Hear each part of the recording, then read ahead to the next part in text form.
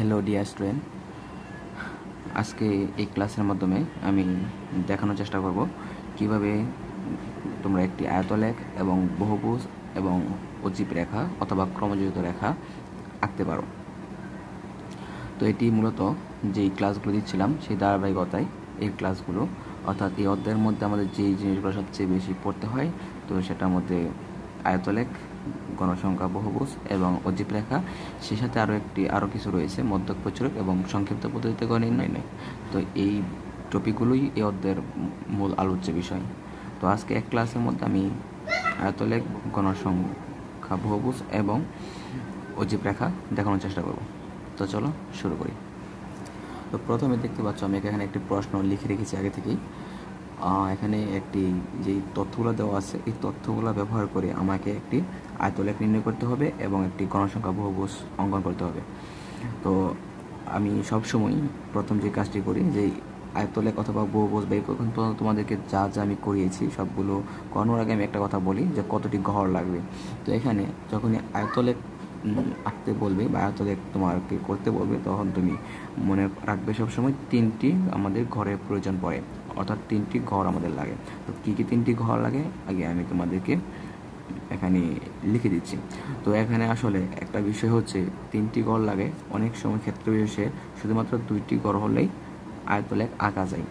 তো কখন দুইটি ঘর হলে আঁকা যায়, কখন তিনটি ঘর হলে আঁকা যায় এটা তুমি সহজেই বুঝতে পারবে যদি তুমি একটু লক্ষ্য করো। এইখানে উপাত্তগুলোর মধ্যে মানে যেটা শ্রেণীবিভাগ দেওয়া আছে সেখানে লাস্টে যে সংখ্যাটা আছে যেমন 46 থেকে 50, তার পরবর্তী সংখ্যাটা আবার শুরু হয়েছে 51 থেকে। অর্থাৎ মোট কথা হচ্ছে এই লাস্টের সংখ্যাটা বা এই লাস্টের ঘরটা তোমার পরবর্তী কিন্তু তোমার আবার একটা রিপিট আসে না, অর্থাৎ একটা ঘর ফাঁকা মানে থেকে যায়। যেমন তুমি দেখো 50 থেকে 51 এটা কিন্তু ব্যবধান 1, অর্থাৎ এখানে এখানে এক ঘর ব্যবধান রয়েছে। তো এরকম যদি থাকে তখন এই উপাত্তকে তুমি বলবো হচ্ছে বিচ্ছিন্ন উপাত্ত বা বিচ্ছিন্ন চলক। তো এই বিচ্ছিন্ন যখন থাকবে তখন সেটাকে অবিচ্ছিন্ন করে নিতে হবে। মোট কথা হচ্ছে আমরা যখন আয়তলেখ অঙ্কন করব তখন সেটাকে অবিচ্ছিন্ন চলকে পরিণত করে নিতে হবে। কারণ তুমি এখানে দেখো আমি যদি একটা আয়তলেখ অঙ্কন করি এইভাবে একটা ঘর আঁকবো, মনে করে যে ঘরটা আঁকলাম এটা হচ্ছে 46 থেকে 50 শ্রেণীর জন্য এই ঘরটা। তো একইভাবে যখন পরবর্তী ঘরটা আঁকবো 51 থেকে 55, এর মানে কিন্তু দেখো এখানে একটা ঘর কিন্তু ফাঁকা হয়ে যাচ্ছে, একটা ঘর কিন্তু তোমার ফাঁকা থেকে যাচ্ছে। কারণ এই 46 থেকে 50 শ্রেণীর জন্য এটা হলেও এটা কিন্তু 51 থেকে 55, এটা 50 থেকে 51 না। যদি এরকম হইতো 46 থেকে 50 পরেরটা যে হয়তো 50 থেকে আবার 54, তাইলে তুমি দেখো কিভাবে আয়তলেখটা হইতো। এই 46 থেকে 50 মনে করো এই ঘরটা, আর 50 থেকে আবার যে 54 ওইটার জন্য তুমি মনে করো পরবর্তীতে তোমার এই যে এইখান থেকে আরেকটা আয়তলেখ হইতো। অর্থাৎ আয়তলেখটা মানে তোমার এইভাবে একটা শেষ হবে আবার এইভাবে একটা শুরু হবে, এরকমভাবেই মূলত হয়। তো কোনো ফাঁকা থাকে না, অর্থাৎ এভাবে বিচ্ছিন্ন থাকে না, আমাদেরকে এটা অবিচ্ছিন্ন রাখতে হবে।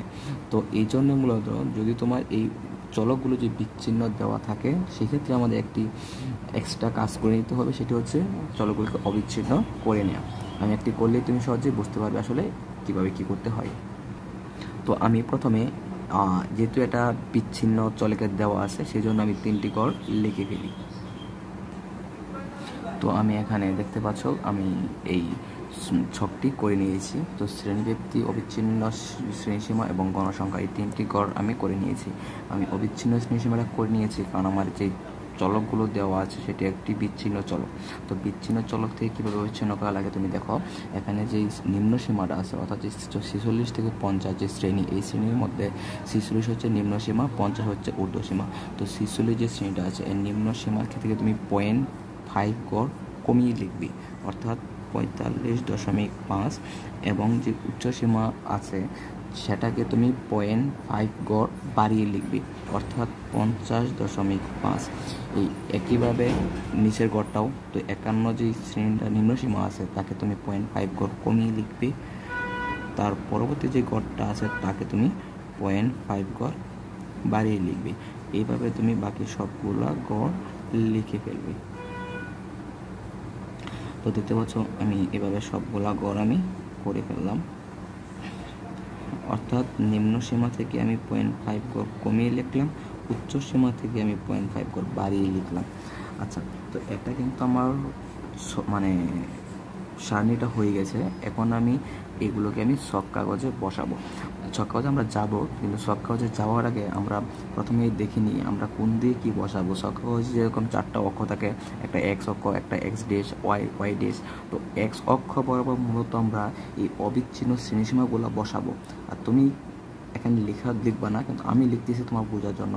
আমরা এক্স অক্ষ বরাবর মূলত আমরা এই অবিচ্ছিন্ন শ্রেণীসীমাগুলো বসাবো, আর যে গণসংখ্যাগুলো আছে সেগুলো আমরা মূলত ওয়াই অক্ষ বরাবর বসাবো। আচ্ছা, তো তারপর আমাদের মূলত একটি পূর্ণাঙ্গ আয়তলেখ হয়ে যাবে। কিন্তু প্রথমে আমরা এখানে কিছু লিখে নিব। তো আমরা যখন গ্রাফ পেপারটা লিখবো, তো তার আগে আমাদের এটা লিখে নিতে হবে হাতের মধ্যে, না লিখে তুমি অবশ্য নাম্বারটা পাবে না। সক কাগজের এক্স অক্ষ বরাবর অবিচ্ছিন্ন শ্রেণীসীমা এবং ওয়াই অক্ষ বরাবর গণসংখ্যা ধরে প্রতি ক্ষেত্রে ক্ষুদ্রতম বর্গের এক গড়কে এক একক ধরে আয়তলেখ অঙ্কন করা হলো। মূলবিন্দু থেকে পরবর্তী ঘরগুলো আসে বোঝাতে বাংলা চিহ্ন ব্যবহার করি। তো এখানে মূলবিন্দু থেকে পরবর্তী ঘর আসে বোঝাতে যে কথাটা, এটা কিন্তু মূলত তুমি এখন হয়তো বা বুঝবে না। যখন আমি গ্রাফটা সরাসরি লিখে ফেলবো তখন তুমি আসলে দেখলে বুঝতে পারবে যে আসলে এই বাংলা চিহ্নটা কীভাবে ব্যবহার করা হয় এবং এই লাইনটা কেন লেখা হয়। তো আমরা চলে আসলাম আমাদের সেই কাঙ্ক্ষিত আয়তলেখ আঁকার জন্য গ্রাফ পেপারে। তো এখন প্রথমে তুমি এখানে যে কাজ করবে সেটা হচ্ছে, এখানে একটি জায়গা থেকে তুমি লেখা শুরু করবে, সেটার নাম দিবে হচ্ছে মূলবিন্দু, ও দিবে হচ্ছে মূলবিন্দু। তো প্রথমে আমি যদি এখান থেকে আমি গ্রাফটা আঁকা শুরু করি এই ঘর থেকে, তাহলে আমি এখানে নাম দিতে পারি হচ্ছে আমার মূলবিন্দু ও। আচ্ছা, তো এটাকে যদি আমি মূলবিন্দু ও নাম দিই, আমি এখানে নাম দিলাম হচ্ছে মূলবিন্দুটা ও। দেওয়ার পর আমি যে এক্স অক্ষ বরাবর অবিচ্ছিন্ন শ্রেণীসীমা বসাবো সেগুলো আমি এখানে বসানো শুরু করব। তো প্রথম যে 5 ঘর আছে এর মূলবিন্দু থেকে পরবর্তী যে 5 ঘর আছে, এই 5 ঘরের পর থেকে আমি মূলত এখানে লিখতে শুরু করবো হচ্ছে আমার যে অবিচ্ছিন্ন শ্রেণীসীমাগুলো আমি এখন বের করেছি। অর্থাৎ এখানে দেখতে পাচ্ছ 45.5, তো আমি এখানে লিখবো হচ্ছে 45.5। ঠিক তারপরে 5 ঘর পরে আমি লিখবো হচ্ছে 50.5, তারপর লিখবো 55.5, তারপর লিখবো হচ্ছে 60.5, তারপর লিখবো হচ্ছে 65.5, তারপর লিখবো হচ্ছে 70.5। আচ্ছা, তো এগুলো আমি লিখে ফেললাম। তারপর তুমি এখানে আরেকটি বিষয় দেখবে, এখানে গণসংখ্যা লেখা আছে। তো গণসংখ্যাটা পরে বসানোর আগে আরেকটি কাজ করে নিচ্ছি। এখানে দেখতে পাচ্ছ যেই ওয়াই অক্ষ বরাবর আমার প্রতি 5 ঘর করে আছে, আমি এগুলো লিখে দিব 5, 10, 15, 20। অর্থাৎ এগুলো আমি মার্কিং করে দিলাম 5, 10, 15, প্রতিটা 5 ঘর করে এদিকে আমি গণসংখ্যাগুলো এখন বসাবো। তো এটা তুমি এভাবে লিখে দিবে। তারপর এখানে প্রথম অবস্থায় তুমি দেখো এই 45.5 থেকে 50.5 তোমার গণসংখ্যা আছে কত? আছে হচ্ছে 45.5 থেকে 50.5 গণসংখ্যা 5।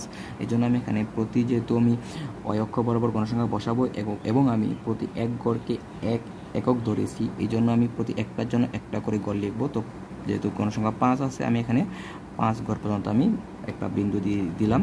তারপর 50.5-এর জন্য আছে তোমার 10, এই জন্য আমি 10 ঘরের মধ্যে দিয়ে দিলাম। তারপর 50 থেকে 55 ওইটা তোমার আছে হচ্ছে 10, আমি এটা দিয়ে দিলাম। তারপর হচ্ছে তোমার 55 থেকে 60 অর্থাৎ যে তৃতীয়, এটার জন্য তোমার আছে হচ্ছে 20, এই জন্য আমি 20 নাম্বার অর্থাৎ আমার এইখানে আমি একটা বিন্দু দিলাম। এগুলো হচ্ছে 20। দেখো 5, 10, 15, 20 প্রতিটা 5 ঘর করে তুমি এগুলো যখন লিখবি তখন তুমি দেখতে পারবে এগুলো আসলে 5 ঘর করে থাকে মূলত গ্রাফ পেপারে।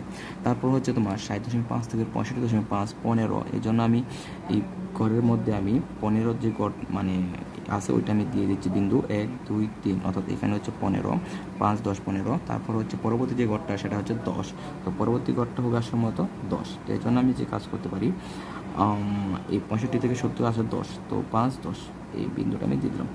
তো এখন মূলত আমার কাজ হচ্ছে এই বিন্দুগুলো আসলে আমার আয়তর মতো আর কি করে দেওয়া। তো ফার্স্ট তুমি যে কাজ করবা, এখান থেকে এটা তুমি যোগ করে দিলাম। তারপর এটার সাথে এটা তুমি ডান পাশে নিয়ে তারপর আবার নিচের দিকে নামিয়ে নিয়ে আসবে।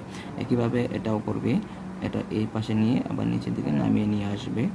তারপর এটা আবার উপরে যেহেতু এটা উপরে আমি তুলে এটা আবার নিচের দিকে নামিয়ে নিয়ে আসবো। আচ্ছা, তো এভাবে নামিয়ে নিয়ে আসবা মূলত। তারপর আবার দেখো এখানে আরও একটি আছে, এটাও আমি এদিকে নিয়ে এটাকেও আমি নিচের দিকে নামিয়ে নিয়ে আসবো। তারপর এখানে একটা যেহেতু আছে, এটা আমি আবার এই পাশে নিয়ে এটাকে আমি আবার নিচের দিকে নামিয়ে নিয়ে আসবো। তো তো এভাবে গড়গুলো আঁকা শেষ হয়ে গেলে তো তারপর এখানে পেন্সিল দ্বারা এগুলোকে আমাদের একটু মানে এভাবে এঁকে দিতে হবে। তো এর জন্য তুমি যে কাজ করতে পারো, পেন্সিলটা এভাবে একটু মানে শোয়ানো অবস্থা, আসলে খারাপভাবে মানে তুমি যখন মানে দাগগুলো দিবে তখন দেখতে আসলে মানে ভালো দেখা যাবে না বা তোমার অনেক সময় ক্ষেপণ হবে। তো তুমি শোয়ানো অবস্থায় তুমি যদি করো তোমার খুব কম সময়ে তুমি এগুলো করে ফেলতে পারবে। দেখো এবার শোয়ানো অবস্থায় তুমি এই দাগগুলো দিয়ে দিবে। আচ্ছা হ্যাঁ, এবার তুমি শোয়ানো অবস্থায় দাগগুলো দিয়ে দিলে তোমার কী হবে দেখো, মানে খুব মানে তাড়াতাড়ি তুমি এগুলো শেষ করে ফেলতে পারবে। দেখো সর্বোচ্চ 30 থেকে 40 সেকেন্ডের মধ্যেই তুমি এইগুলো এইভাবে পেন্সিলটা এইভাবে শুয়ে অবস্থায় তুমি দাগগুলো দিয়ে দেবে। এবার প্রতিটা দাগ দেওয়া হয়ে গেলে মূলত আমাদের এই আয়তলেখ আঁকাটা কমপ্লিট হয়ে যাবে।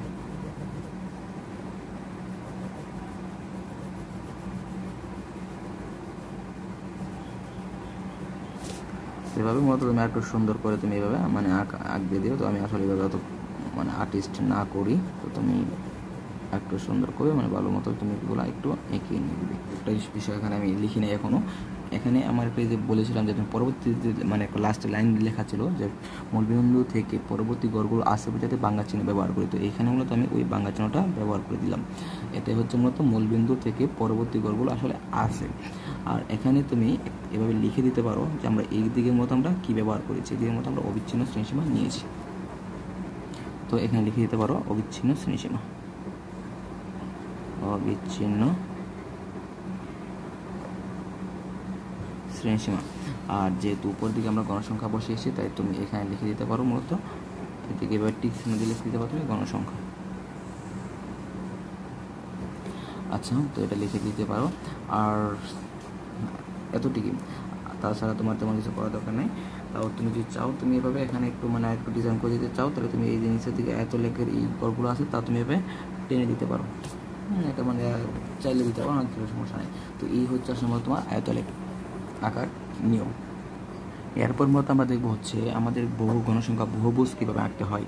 গণসংখ্যার বহুভুজটা আসলে যদি সত্যি বলতে তোমার আয়তলেখের মতোই, অর্থাৎ আয়তলেখ আঁকার পরে যদি তুমি শুধুমাত্র এই প্রতিটার মধ্যবিন্দুগুলো, অর্থাৎ তুমি দেখো এই দুইটা যে বিন্দু আছে এর মাঝখানে যে বিন্দুটা আছে অর্থাৎ এদিকে 5 গড়ের দিকে মানে 5 গড়ের মধ্যে এই আড়াই গড় পরপর মানে প্রতিটা আড়াই গড় পরপর যে বিন্দুগুলো আছে বিন্দুগুলো যদি তুমি মধ্যবিন্দুগুলো যদি তুমি শুধুমাত্র এইভাবে আইডেন্টিফাই করে যদি তুমি এগুলোকে শুধু যোগ করে দাও তাহলে কিন্তু তোমার এটা হয়ে যাবে একটি মানে গণসংখ্যা বহুভুজ।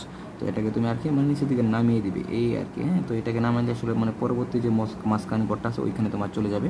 আর এটাকে তোমার এভাবে নামিয়ে আনলে তোমার এটা মূলত আমাদের এটা এইখানে মূলত চলে আসবে। তো এটাই মূলত হচ্ছে আসলে তোমার গণসংখ্যা বহুভুজ। তো এটা মূলত এভাবে আঁকা যায়, অর্থাৎ একটা আয়তলেখ আঁকার পরে যদি তুমি সবগুলো মধ্যবিন্দু শুধুমাত্র বের করে ওইগুলো যদি তুমি আইডেন্টিফাই করো তাহলে তোমার এটা গণসংখ্যা বহুভুজ হয়ে যাবে। অথবা তুমি আরেকটি কাজ করতে পারো, সেটি আমি মূলত এখন দেখিয়ে দিচ্ছি। তো সেটা তুমি কীভাবে বের করতে পারো। তো দেখো এইভাবে মূলত তুমি কীভাবে মানে গণসংখ্যা বহুভুজটা তুমি আঁকবে।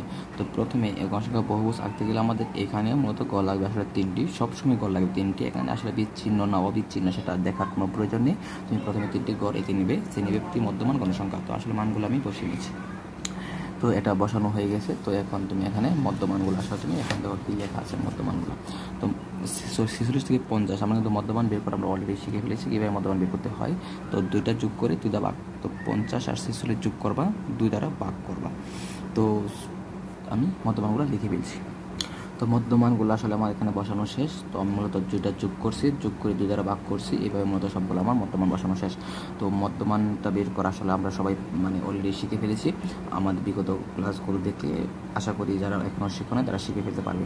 তো এখন আমরা মূলত যে কাজ করব এই স্ক্রাব পেপারে যেই x অক্ষ আছে তো x অক্ষ বরাবর মতো আমরা মধ্যমানগুলো বসাবো, অর্থাৎ x অক্ষ বরাবর আমরা মধ্যমানগুলো বসাবো। তুমি মতো এগুলো আসলে এখানে লেখা দরকার নেই, তুমি এটা বোঝানোর জন্য আমি লিখছি। গণসংখ্যা তুমি বসাবো হচ্ছে y অক্ষ বরাবর, তো x অক্ষ বরাবর তুমি এখানে মধ্যমান বসাবে, y অক্ষ বরাবর তুমি গণসংখ্যাগুলো বসাবে।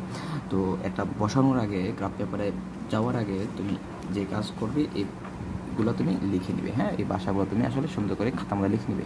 সকাল হচ্ছে 100 বরাবর শ্রেণীব্যাপ্তি। তো আসলে আমরা এখানে শ্রেণীব্যাপ্তি বসাবো না, আমরা এখানে বসাচ্ছি হচ্ছে তোমার কি, আমরা এখানে বসাবো হচ্ছে 100 বরাবর হচ্ছে মধ্যমান বা শ্রেণী মধ্যমান বা মধ্যমান। তো তো x অক্ষ বরাবর আমরা এখানে কি মধ্যমান বসাবো, তো মধ্যমান এবং y অক্ষ বরাবর গণসংখ্যা ধরে প্রতি ক্ষেত্রে ক্ষুদ্রতম বর্গের একক গড়কে একক ধরে গণসংখ্যা বহুবচন করা হলো মূল বিন্দু থেকে পরবর্তী গড়গুলো আসতে বোঝাতে বাংলা চিহ্ন ব্যবহার করি। তো এই আর কি। তো এখন আমরা এই জিনিসটা মাথায় রেখে আমরা চলো ছক কাগজে চলে যাই।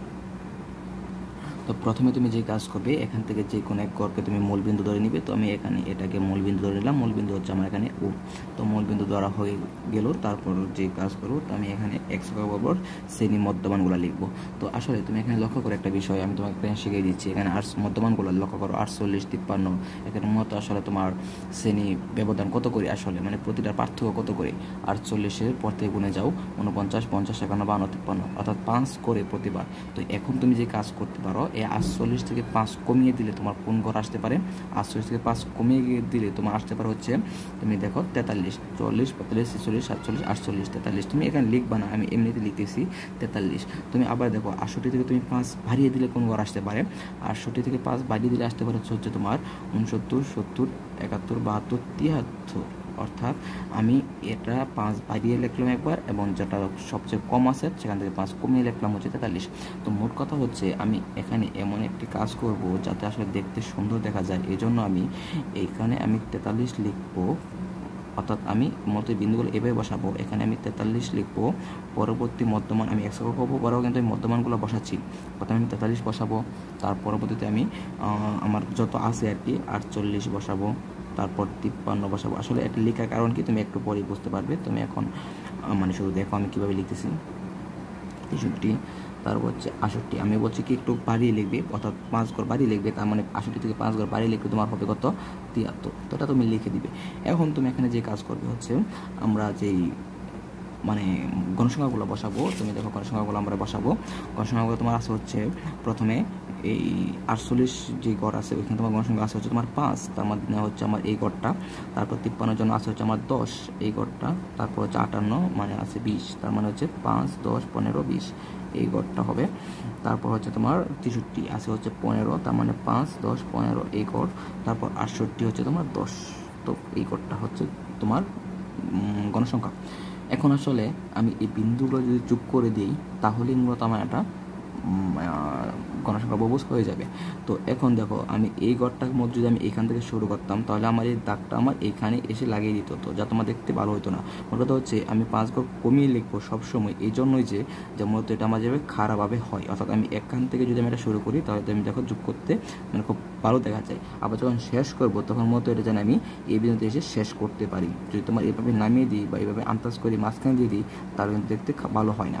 এটা আমি এই জন্য আমি প্রথম যে কাজ করবো সেটা হচ্ছে 5 ঘর কমিয়ে লিখবো, এবং শেষের যে ঘরটা আছে সেখান থেকে 5 ঘর বাড়িয়ে লিখবো। এটা লিখলে আসলে মানে সৌন্দর্য হয় এবং তোমার দেখতেও ভালো দেখা যায়। তো এই জন্য মূলত তুমি এই কাজটা করতে পারো। তো তারপর বিন্দুগুলো যদি তোমার যোগ করে দিবে, যোগ করে দিলেই মূলত তোমার যে কাজটা হবে সবগুলা তোমার এভাবে মধ্যমান হয়ে যাবে। তো মূলত এই সবগুলো তোমার যোগ করে দিলেই তোমার গণসংখ্যা বহুভুজ হয়ে গেছে। এখন তুমি একটু লক্ষ্য করে দেখতে পারো, তোমাকে যে আরেকবার আমি পিছনেরটা তোমার একটু দেখাই।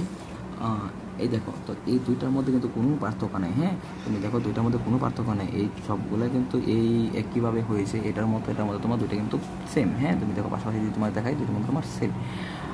অর্থাৎ আমরা আয়তলেখ আঁকার পর শুধুমাত্র মধ্যবিন্দুগুলো যোগ করে দিলেই মূলত আমার সেটা একটি বহুভুজ হয়ে যায়। আবার আমি মধ্যমান এঁকে মানে মধ্যমানটা আমি এখানে ঘরের মধ্যে মধ্যমানটা লিখে তারপর আমি গণসংখ্যা বসিয়ে তারপর আমি যদি আঁকি, তাহলে সেটা মধ্যমান হয়ে যায়। আচ্ছা, তো এখানে আমি এটা কমপ্লিট করি। তারপর আমার এখানে কী করতে হবে, একটি বাংলা চিহ্ন দিতে হবে।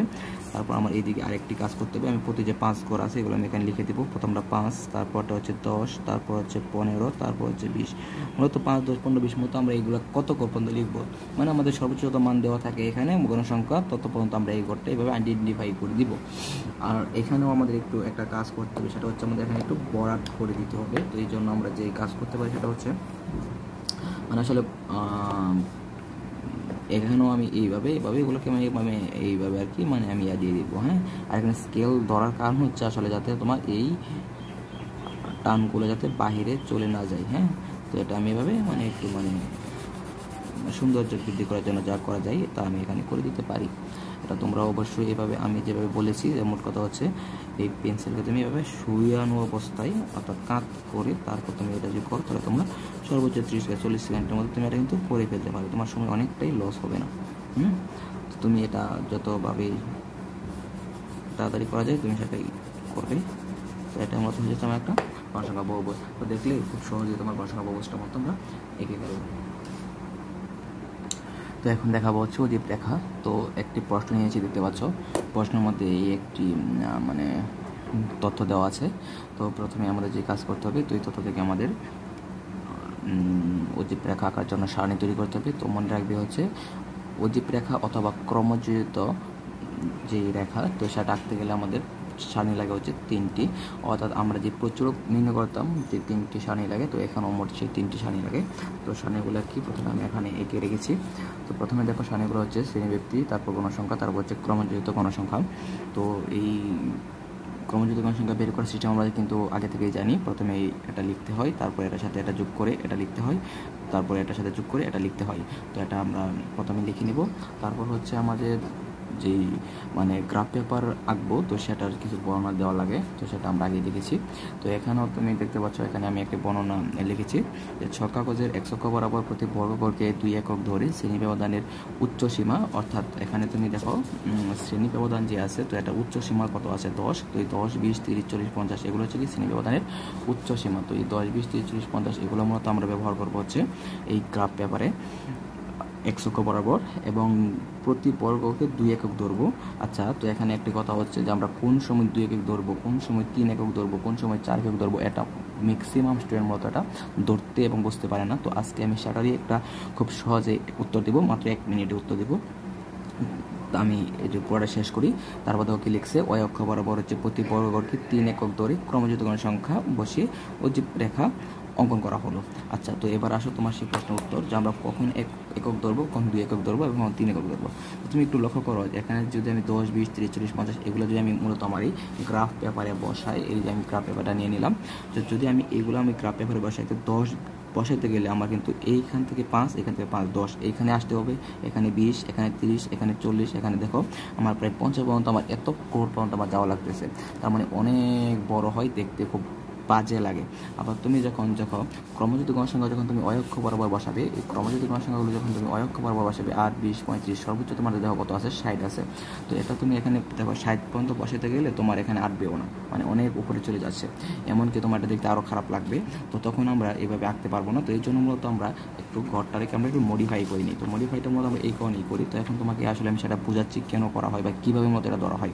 তো আমি যদি মূলত এখানে এই কাজটা করি যে 10 দেওয়া আছে, আমি যদি এই 10-এর জন্য যদি আমি প্রতি 2 ঘরকে এক ঘরকে যদি আমি 2 ঘর ধরি, তাহলে কিন্তু আমার কি হচ্ছে, আসলে আমি 1 ঘরকে 2 ঘর ধরি মানে হচ্ছে আমি একটা যদি 2 দ্বারা ভাগ করি তাহলে মূলত বোঝা যাচ্ছে হচ্ছে আমার কি 5 ঘর হচ্ছে, অর্থাৎ আমি প্রতি 5 ঘর গেলে আমারটা 10 ঘর যাওয়া হয়ে যাবে। একইভাবে আমি যদি ক্রমযোজিত গণসংখ্যা আমি যদি 8 ঘর যাই, তাহলে আমি যেহেতু প্রতি 1 ঘরকে আমি 2 ঘর ধরেছি, তাহলে আমার 8 ঘর যেতে হলে আমার 8কে 2 দ্বারা ভাগ করলে বোঝা যাবে হচ্ছে আমার কত ঘর যাওয়া লাগে, আমার 4 ঘর গেলে আমার 8 ঘর যাওয়া হয়ে যাবে। তো এটা তুমি এভাবে কি বুঝবে কি না জানি না। তো চলো আমরা সরাসরি প্র্যাকটিক্যালি দেখি নিই যে মতো এটা কীভাবে বসাতে হয় এবং কীভাবে আঁকা হয়। আশা করি অন্তত পক্ষে এতটুকু বুঝতে পেরেছো যে কখন আমরা 2 ঘর ধরবো, কখন আমরা 3 ঘর ধরবো। আসলে সব কিছু নির্ভর করে হচ্ছে আমাদের পরিস্থিতির উপর। যদি আমাদের তথ্যগুলো যদি অনেক বড় বড় দেওয়া থাকে তাহলে আমরা 2 ঘর ধরবো, অর্থাৎ প্রতি 1 বর্গ ঘরকে আমরা 2 ঘর ধরবো। আবার যদি এগুলো অনেক ছোট ছোট থাকে, যে মনে করো 1, 2, 3, 5, তাহলে আমরা আসলে যদি এগুলো বসাই খুবই কাছাকাছি হয়ে যাবে আসলে এই মানে বহুভুজ অথবা আয়তলেখ অথবা গণসংখ্যা, এই ক্রমযোজিত গণসংখ্যা। তো তখন আমরা মূলত যেই টেকনিক ইউজ করবো, তখন আমরা 2 ঘরকে মূলত আমরা 1 একক ধরবো। আশা করি বুঝতে পেরেছ। মোট কথা আমি আরেকবার বলি, যখন আমাদের এগুলো অনেক মানগুলো বড় বড় থাকবে, তখন আমরা 1 ঘরকে 2 বা 3 বা 4 অর্থাৎ আমার সুবিধার মতনে আমরা বাড়িয়ে ধরবো। আবার যখন খুবই ছোট ছোট মান দেওয়া থাকবে, মনে করো 1, 2 বা 4 এরকম আছে, মানে খুবই ছোট ছোট মান এগুলা, তো তখন যদি আমরা গ্রাফ পেপারে বসাই খুবই ছোট দেখা যাবে, আকার খুবই ছোট আসবে। তখন আমরা মূলত যে কাজ করব, প্রতি 2 ঘরকে আমরা একটা ঘর হিসেবে বিবেচনা করব। ঠিক আছে, তাহলে মূলত আমাদের এই গ্রাফটা দেখতে খুবই সুন্দর দেখাবে। তো চলো এখন আমাদের যে তথ্য দেওয়া আছে এখান থেকে আমরা গ্রাফটা কিভাবে আঁকতে পারি। তো ফার্স্ট যদি আমি এখানে গ্রাফটা আঁকার জন্য যদি আমি এখান থেকে যদি আমি গ্রাফটা আঁকার জন্য যদি আমি এখানে ফার্স্ট বিন্দুটা যদি আমি এখানে সিলেক্ট করি, এই যে তুমি এখানে দেখতে পাচ্ছ। আচ্ছা, তো এটা আমি উপরের দিকে রাখলাম। তো ফার্স্ট তুমি এখানে দেখো আমাদের যেই আঁকতে হবে যে কথা মতনে, যে আমরা এক অক্ষ বরাবর হচ্ছে আঁকবো হচ্ছে আমাদের শ্রেণীব্যাপ্তি উচ্চ সীমা। তো আমি যেহেতু প্রতি 10 মানে প্রতি এক গড়কে 2 একক ধরেছি, তার মানে একটা গেলে আমার 2টা যাওয়া হয়ে যাবে। 10টার জন্য আমার কয়টা যেতে হবে? তো 10টার জন্য আমার যেতে হবে মূলত, আমি যদি ভাগ করি তাহলে বোঝা যাবে হচ্ছে আমি 5টা গেলে 10টা যাওয়া হয়ে যাবে। তার মানে আমি এখানে আমি একটা বিন্দু দিতে পারি, নাম দিতে পারি হচ্ছে 10, তারপর আরও একটা বিন্দু দিতে পারি, নাম দিতে পারি হচ্ছে আমার 20। এভাবে আমি সবগুলো বিন্দু দিয়ে দিলাম। 30, তারপরে হচ্ছে আমার 40, তারপর হচ্ছে আমার মতো সর্বোচ্চ যে মানটা আছে 50। আচ্ছা, এটা আমার লেখা শেষ হলো। তারপর আমি যেই অক্ষ বরাবর আমি যেই ক্রমযুক্ত গণসংখ্যা বসাবো সেটা আমি মধ্যে কীভাবে বসাবো? ফার্স্ট তুমি দেখো, প্রথম যে আমি 10টা লিখলাম, এই 10 লেখার জন্য আমার এখানে 10-এর জন্য আমার ক্রমযুক্ত গণসংখ্যা ছিল কত? 8 ছিল। তো এই জন্য আমি 8 গড় মানে এক অক্ষ বরাবর আমি 8 গড় যাবো। তো 5 গড়, এখন দেখো আমি 8 গড় যাবো, কিন্তু আমি 8 গড় যাবো, কিন্তু আমি এখন 1 2 3 4 5 6 7 8 এইভাবে যেতে পারবো না। বলে দিয়েছি যে কি, যে প্রতি বর্গগড়কে 3 একক, মানে হচ্ছে এক গড়কে আমি 3 একক ধরেছি। যেহেতু এক গড়কে 3 একক ধরেছি, তাহলে আমি 8কে 3 দ্বারা ভাগ করলে বুঝতে পারবো আমার কত গড় যেতে হবে। যেহেতু কত গড় যেতে হবে, আমি যদি 2 মানে 2 তারপর সামথিং, হ্যাঁ 2 তারপর সামথিং গেলে মতো আমার এটা হয়ে যাচ্ছে। তো আমি 2 তারপর সামথিং গেলে আমি মানে এটা আমি বসাতে পারবো। তো দেখো আমি 2 তারপর সামথিং আমি যাচ্ছি, 1 গড় 2 গড়, হ্যাঁ 1 গড় 2 গড়, তারপর একটু সামথিং, এইটুকু আমার হচ্ছে, এটা আমার এইটুকু গেল। আচ্ছা, তারপর আমার যখন 20 আসবে, তখন মানে যখন পরবর্তী যে গড়টা হচ্ছে আমার শ্রেণীব্যাপ্তি 20, তো তখন তার ক্রমযুক্ত গণসংখ্যা হচ্ছে 20। তার মানে 20কে আমি কী করতে পারি? আসলে 20কেও আমি তোমার 3 দ্বারা ভাগ করলে বুঝতে পারছি আমার কত গড় যেতে হতে পারে। তো 20কে যখন 3 দ্বারা ভাগ করবো, আমার কত গড় যাওয়া হতে পারে? 6, তারপর একটু সামথিং গেলেই চলে, কারণ 3 ভাগ করলে হচ্ছে 6 গড়, তারপর সামথিং। তো দেখো 5 গড় 6 গড় একটু বেশি, মানে সামথিং মানে 6.5 চাইতে একটু বেশি। তারপর যখন 30 আসে, তখন 30 যখন 35, তো 35কে যখন তুমি 3 দ্বারা ভাগ করবা, তখন কত আসতেছে উত্তর তোমার? তখন আসছে তোমার 12 গড়, তারপর একটু সামথিং, হ্যাঁ 11 গড়, তারপর একটু সামথিং। তাহলে 11 গড় যখন তুমি আসবা, তখন তোমার হচ্ছে এই গড় 11 গড় হচ্ছে আমার দেখো 5 গড় 10 গড় 11 গড়, তারপরে একটু সামথিং, এতটুকু। তারপরে কীভাবে 53কে যখন তুমি 3 দ্বারা ভাগ করবা, তখন আসো তোমার 3 দ্বারা ভাগ করে তোমার পাবে হচ্ছে তুমি 17.6, অর্থাৎ তোমার 17 গড়, তারপর একটু সামথিং যেতে হবে। তার মানে আমি এই 40 গড় জন্য আমি 17 গড় যাবো। তো 5 গড় 10 গড় 15 গড় 16 গড় 17 গড়, তারপর একটু সামথিং, হ্যাঁ আমি এই পর্যন্ত গেলে আমারটা 17, আমি 6 বলতে একটু সামথিং গেলে হচ্ছে। তারপর 60-এর জন্য আমি 3 দ্বারা ভাগ করে কত পাচ্ছি? 20 পাচ্ছি। তো আমার 50 যে গড় পরবর্তী, তার জন্য আমার ক্রমযুক্ত সংখ্যা হচ্ছে কত? 20। তার মানে হচ্ছে 5 10 15 20। তো এই পর্যন্ত গেলে আমারটা হচ্ছে। তো এই মূলত হচ্ছে আসলে বিন্দুগুলো বসানোর সিস্টেম। তুমি আশা করি এগুলো বসাতে পারবে, 2 একবার প্র্যাকটিস করলে তোমার এগুলো আয়ত্তে চলে আসবে। তারপর আমি এই বিন্দুগুলো সবগুলো আমি এখন যোগ করে দেবো। বিন্দুগুলো সবগুলো যোগ করে দিলে মতো আমার একটি অজীব রেখা হয়ে যাবে। তো ফার্স্ট তুমি এই বিন্দুগুলো সবগুলো এভাবে যোগ করে দিতে পারো, হ্যাঁ বিন্দুগুলো সবগুলো যোগ করে দিলাম।